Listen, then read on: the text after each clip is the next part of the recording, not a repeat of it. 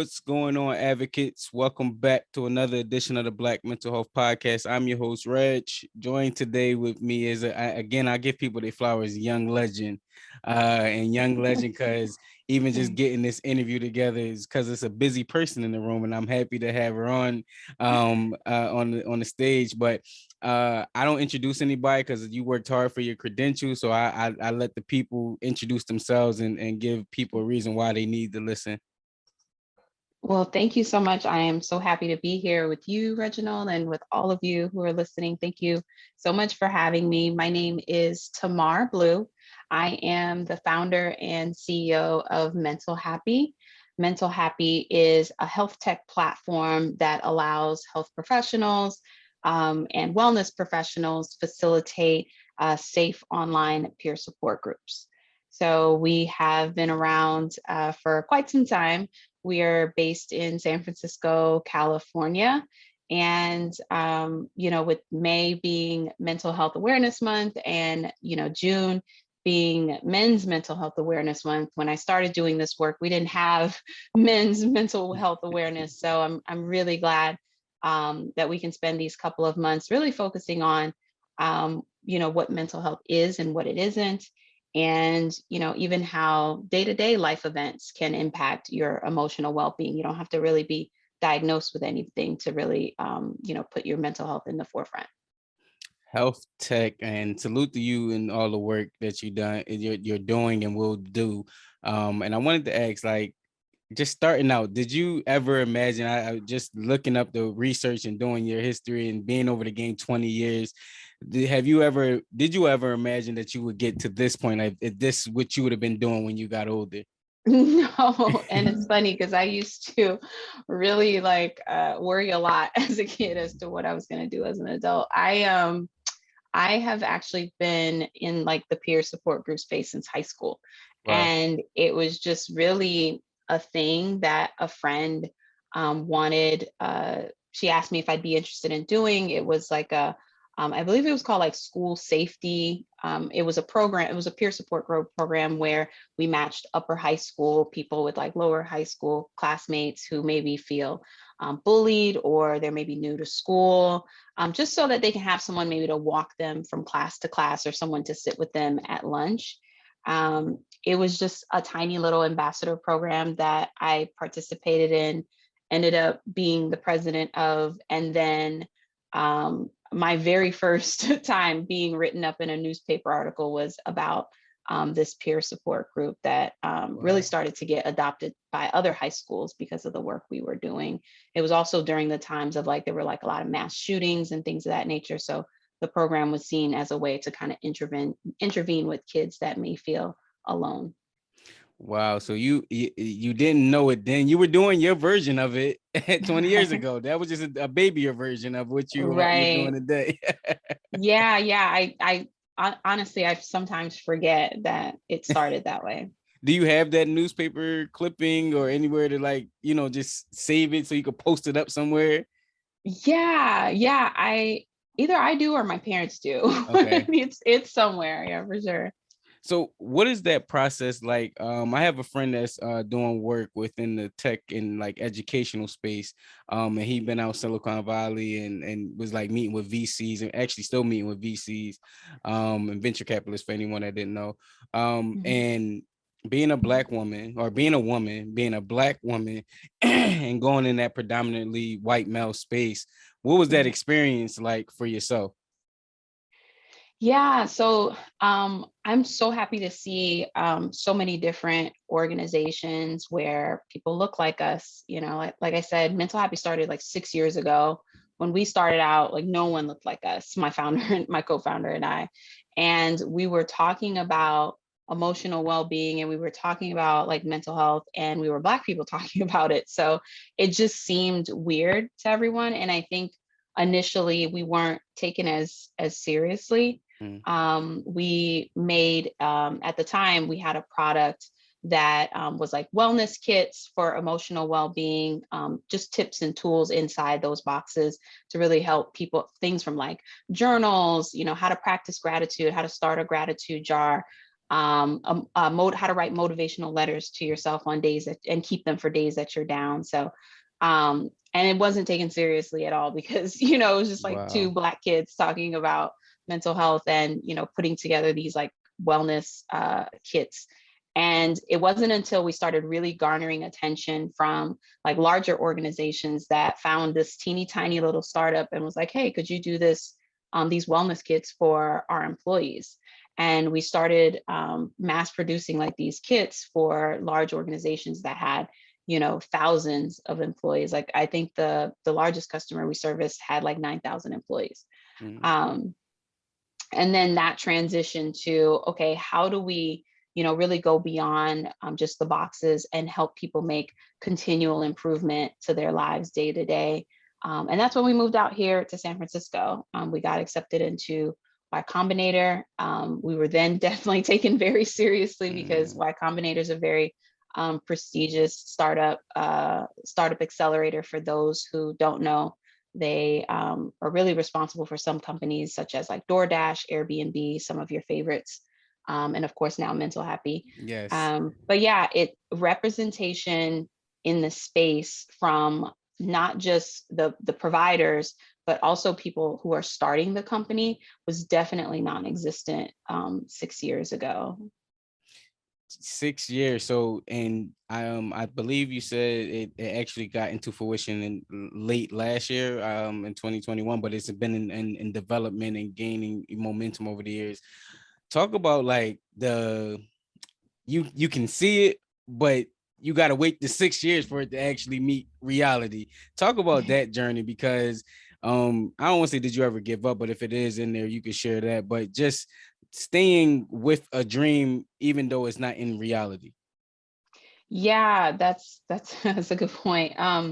You know, like I said, we were a super teeny tiny startup, and we were just making these little wellness kits for a long time for just individual consumers. Just like Mm, a few dozen orders a month, and then it went to 100 orders a month. It just kind of was like slowly growing, um, but I think for both my co-founder and I, we just always had like, bigger dreams of like, okay, how can we really expand this? Like, how can we really keep it going? For me personally, definitely struggling with panic attacks was a thing for me mm, as especially in my 20s. It was probably at the highest it had ever been.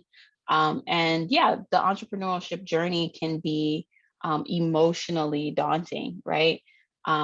Slightly different from people who have like chemical imbalance because of some type of mental illness. Because this is something I was choosing. This is like a life I was choosing for myself. mm. But it was still difficult at times, struggling with like, am I crazy for wanting to do this? Am I really going down the right path? So in that journey as an entrepreneur, it really just aligned with me doing more and more of the work myself, taking time to really do the breath work, taking time to really learn how to like self-soothe and manage my anxiety with therapists at the time when I could afford it.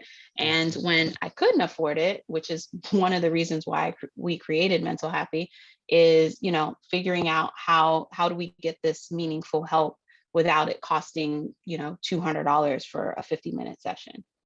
Mm. You're in an interesting position, and I feel like you're the perfect person to ask this, because we're in the middle of like with health and tech are crossing over, and people are more being more accepting of it. But I think about, all right, so you got health and then you got tech, and they're two separate. And you're building a business that, entrepreneurship in any business, it require a level of like work ethic, things you got to do to make sure it's successful, that can lead to burnout, right? But you also Yeah. are a health company, and that it almost goes against everything that it takes to build the business. Can you talk about being in that kind of position? Yeah, and I'm also a mom. So And your mom. I'm also a mom, I'm a wife. Yeah, it definitely goes against that work till your face falls off mentality that entrepreneurs were really preaching for a very long time. But the studies show that the more rest you get, the more breaks you're able to take, the more productive you can actually be. I'm just not as productive at 2, 3 o'clock in the morning as I am, at 9 in the morning. I could probably once upon a time do that. I just can't do that as much anymore. And don't get me wrong, from time to time, if I'm up in the middle of the night, feeding my little one, I may check in on emails or something like that, and then kind of go back to sleep. But I certainly practice what I preach in like doing yoga. I went to go, work out this morning because I had a small gap in my very Mhm. busy schedule. Yeah, a very small gap, and I made it work. Um, but for years before that, I wasn't doing that. I was up all night. I was eating badly. I was, experiencing more and more anxiety and panic attacks just to really kind of keep the business going. But I have less time now, and I have more responsibilities in terms of like my family and people that I really want to spend time with and things that I want to do. And I'm also, I think the other thing that you have to do, whether you're even speaking for some your non-entrepreneur audience, right? Like you don't have to be an entrepreneur, but even your work or anything that you're doing, you're a person outside of that. Mhm. And you have to really kind of get back to who you are aside from work. You have to get back to who you are aside from being a mom, and do the things that fulfill you and sustain you. So those, I learned some really hard lessons burning out. And like my mom says, I don't want to be, 40 years old and look like I'm 60 because I Mm. just haven't gotten a decade worth of sleep. So I definitely take the time to take care of myself. And I got one more question before we transition into the actual like service that you provide and what you have built. How do you navigate so many different hats that you have to wear? How do you squeeze in workout when you got an interview coming? You get what I mean? You got to bounce between brains of Yeah. like different versions of being a mom. Like, all right, maybe I gotta, go do something with my child real quick. Then I gotta get on this call. How do you navigate that? Yeah. What does Yeah. that That's a look very, like? it looks like being able to transition from a person who likes a little bit of routine. I'm probably not as rigid on a routine as my husband, but I do like some structure. And their life is very much an ebb and flow, right? It's not going to be the same thing all the time. And when you are pushing up against, when you're like, I call it when you're pushing the rock uphill, I give myself a check-in. Am I pushing the rock uphill, or I'm just kind of like letting it fall downhill? And if it Mm, feels like I'm pushing uphill, then that's when I take a moment and say, okay, well, I can't work out at 7 a.m. in the morning anymore. I can't meditate at 7:30 in the morning anymore, because depends on what kind of night we had with our little one. It depends on how many calls I have scheduled for the day or what meetings. But I can let the rock fall downhill and say, oh, I actually have a 45-minute gap. Maybe I can rush to the gym and rush back home. I am going to schedule my lunches so that nothing interrupts that hour of mindfully eating down and having a meal. I know some people are probably at home being like, girl, that's easier said than done. I get it. I totally get it. It's not. And it's also being in a place of accepting that it's not going to be perfect every day. You're not going to realize that you're actually pushing the boulder uphill every day, but, giving yourself some grace and realizing, oh, I am, swimming upstream versus flowing. And then, adjusting accordingly, but letting go a little bit of that routine is what I really had to do. And then also just being transparent with people about where you are in your journey. I think as people of color, we tend to have to outperform everyone just to you know just to mhm. just to be on whatever other mediocre level, right? Just to be on their average, we have to outperform. Mhm. And as women, and sometimes if you're a single mom, you have to be the one to kind of bear the most. um And it's okay to give yourself grace and just be transparent with people, like, hey, I have, a little baby. I cannot give you a meeting. I can give you an email. You Mm. can send me a video. We can schedule at a later date and time, but this is just kind of where I am in my journey. And if you are healing through something, if you're experiencing something, just say, I'm in a place of healing right now. Or, if you don't want to divulge too much, but, hey, I personally need just a little bit more time for me.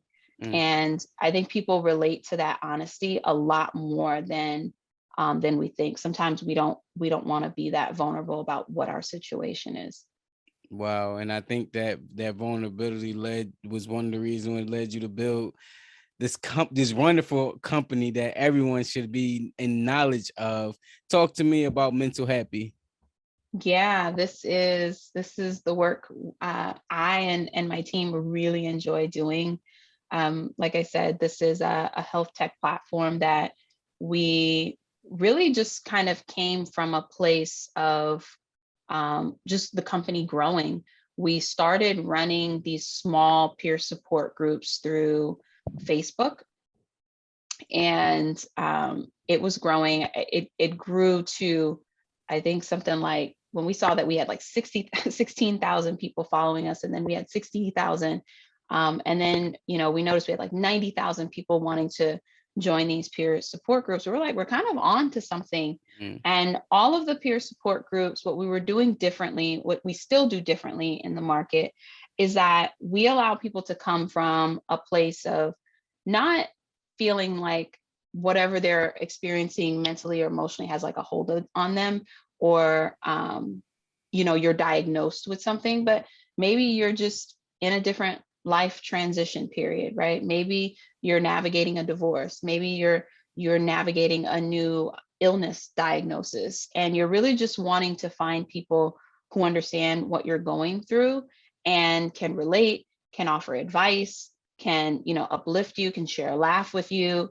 And we just started placing people in these different groups. Like someone, we had a small group for people newly out of the military, and what that transition back to civilian life is like. We had a newly divorced group for women. We had a newly divorced group for men. We had infertility support groups. We had um, like recently, the other day on the platform, on the Mental Happy app, I saw a group for adult adoptees, like people who had been adopted, at some point in their childhood, and they have to really kind of just unpack that trauma and navigate those emotions. So what we realized is, while there was a lot of conversation about depression, anxiety, and a lot of mental illness, there really wasn't a lot of conversation around experiencing any type of mental wellness or mental health decline due to where you are in your life. Mm. Not being able to solve a problem, not understanding a transition that you're experiencing, and feeling alone in that journey. So once we started like matching people in those small groups, and people were telling us that they really liked it, and they started asking us for more things, we were like, we probably have to build something out of this. And that was where the hard part came in, because we had to figure out where to get the money to build, like who's going to build it, and all those things. And that probably took the longest part of the journey. But it was well worth it, because here we are with the Mental Happy platform, with thousands of people participating in these support groups. We have amazing facilitators, from life coaches to licensed doctors and practitioners on the platform, really helping people navigate a lot of personal life events. Man, I was just enamored about like what you built. So kudos. And I definitely heard about Mental Happy with so I appreciate you even breaking down like the things that I wouldn't know, not being on the inside. My question is, I still run a multiple group facilitator. So if I'm a facilitator, life coach, doctor, whoever, what are the benefits of being on the platform for me? Because Yeah. I'm thinking So this is personal too. I'm asking for myself. sure.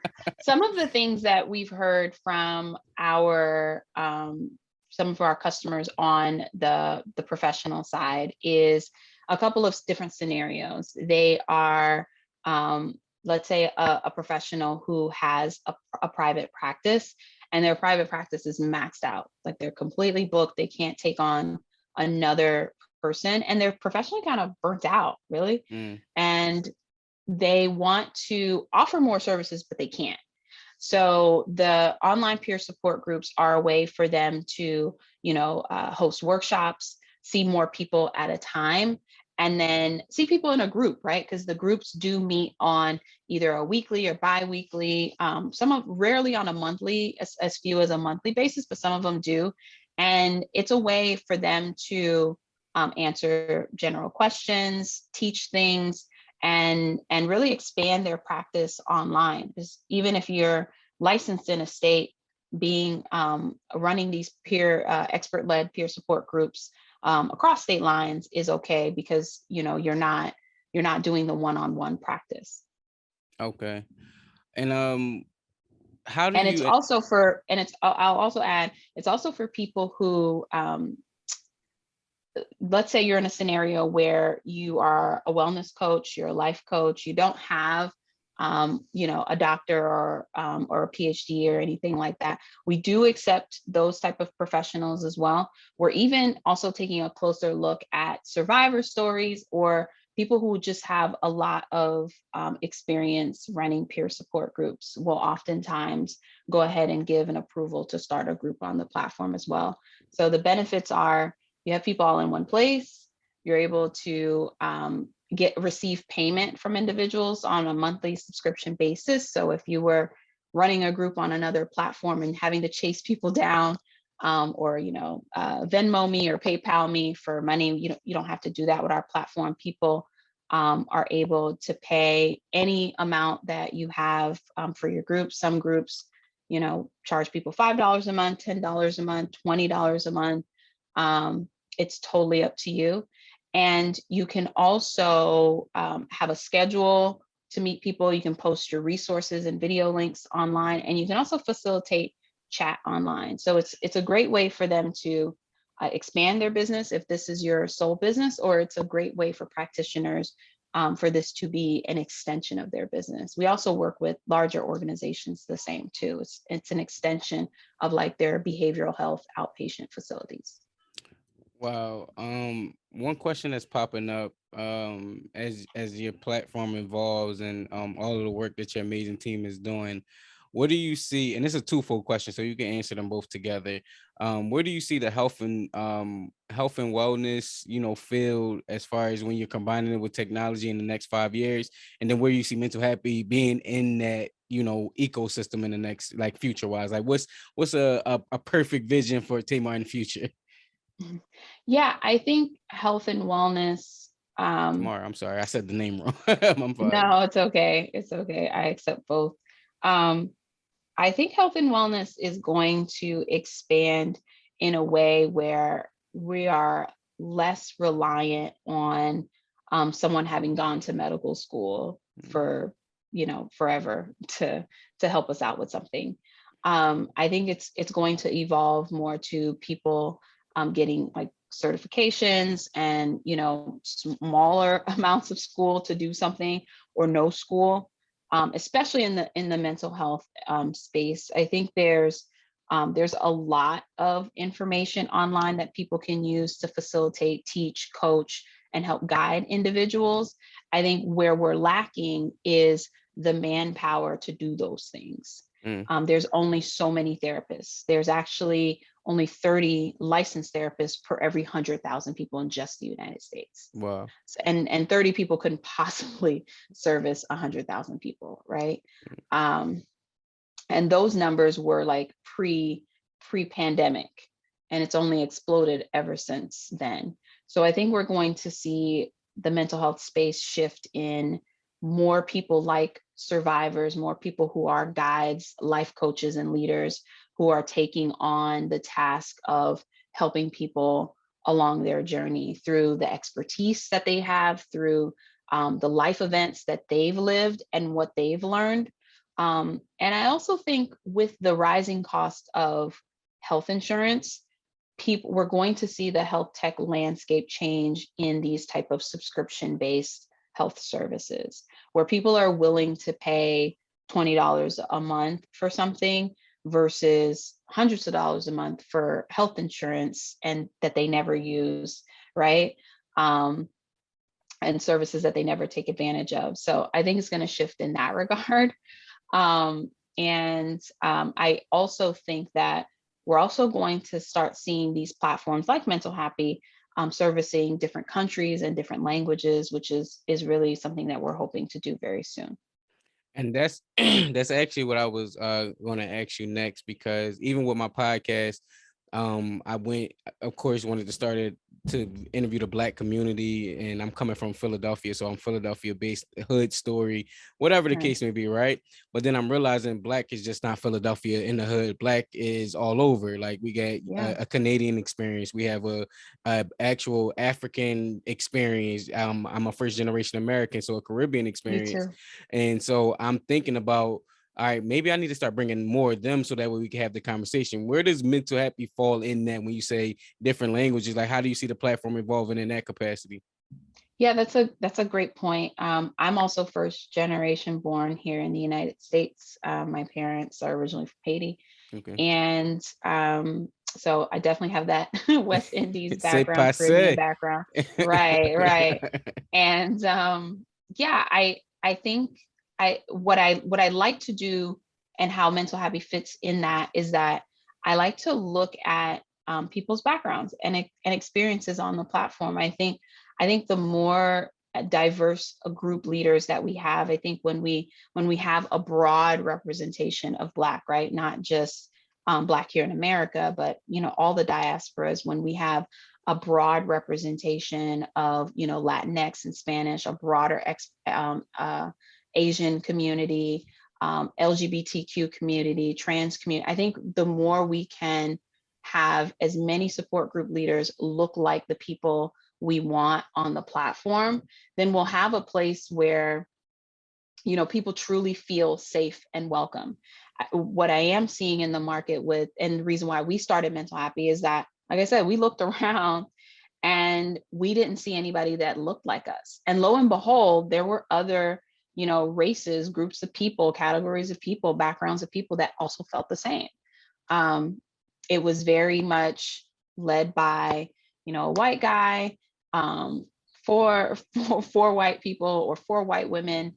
Um, and it was also for the rich, right? These services were like $99 a month, $200 a month. And it's like, who can afford that? Mhm. So when we really looked around in the space, we realized, yeah, we should have facilitators and leaders on the platform that represent everyone. Someone had questioned me about um, a QT BIPOC group that was on the platform. Like, why do you have this group on the platform? I feel like it's misleading in some way. And I was just like, well, that person identifies as that, and they actually have dozens of people in their group that identify the same and enjoy the group. There are hundreds of other groups that you can join if that one doesn't feel right to you.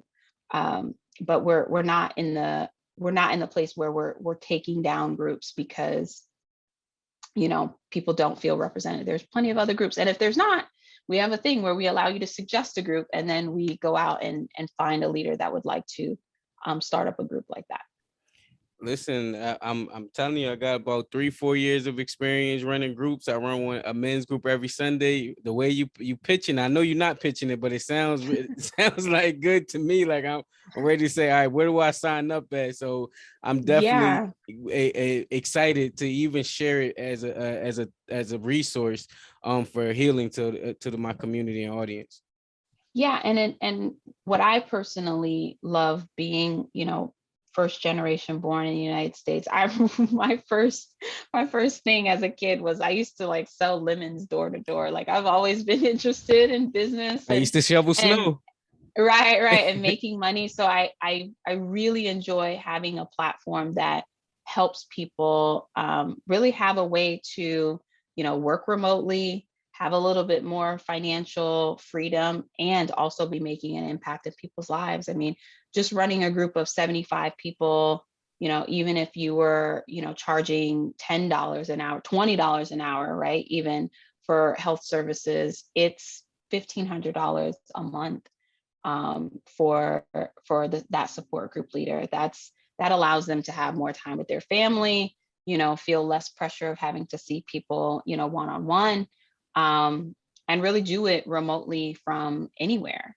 So it's really great to be able to give people that type of financial freedom on the platform. Man, and I think you dropped so many nuggets that is going to answer this question already. But is there anything else you want to add to what participants can expect when they join the platform and what kind of support they can get? Like, what's the experience like? Speaking of like people that have been on the platform.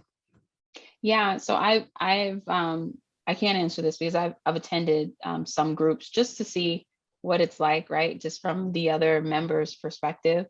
And it's really cool when you can join a group and learn things in that group that you may not have necessarily even, heard from a professional. Like, I'm gonna give you an example. There is a group that I was part of for caregivers.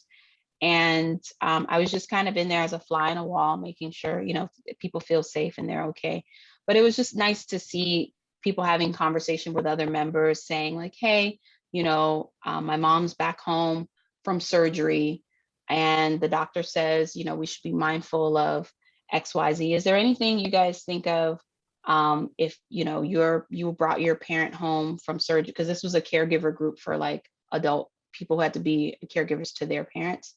Um, and the feedback was great. People were like, oh, consider, this type of smoothie in the morning if they're having, eating issues. Or someone was like, hey, remember to, rearrange their furniture because, them being a little weak, they might slip and fall. And these handlebars are great for the shower.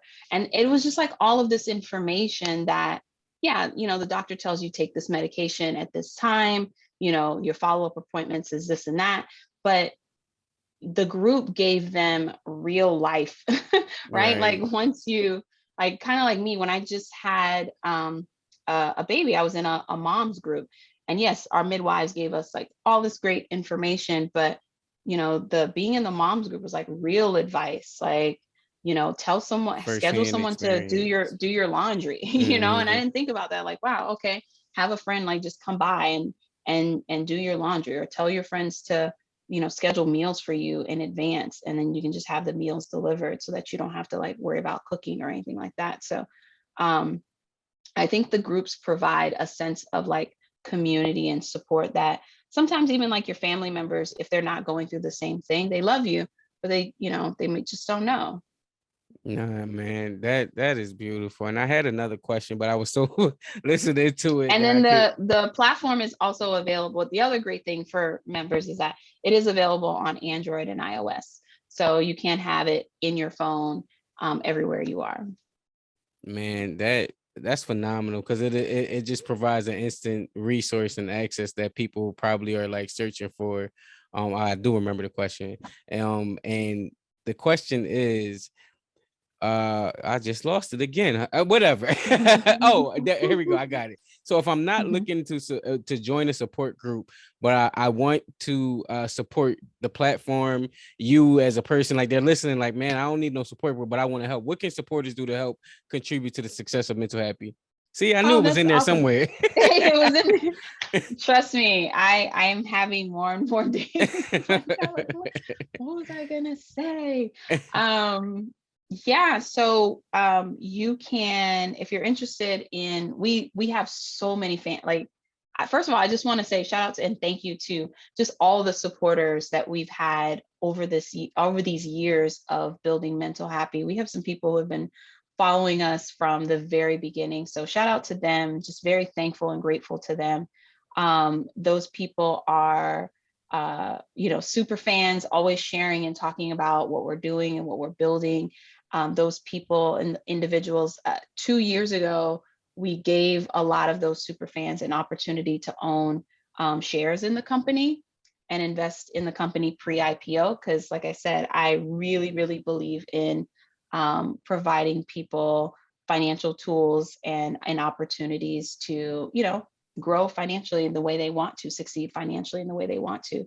And so I just want to say thank you guys for that, because I know you guys are always listening to everything that we put out.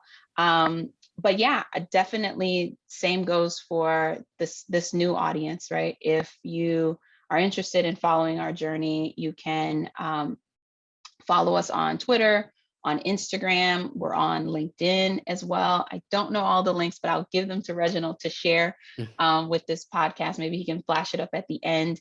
And we are getting ready to offer followers and supporters of Mental Happy, like, maybe you're not on the platform, like you said, you just kind of want to be a part of what we're doing. We, by popular demand, we are going to open up one more opportunity for people to invest in Mental Happy and have opportunities to gain shares within the company. It is totally legal. You do get legal paperwork.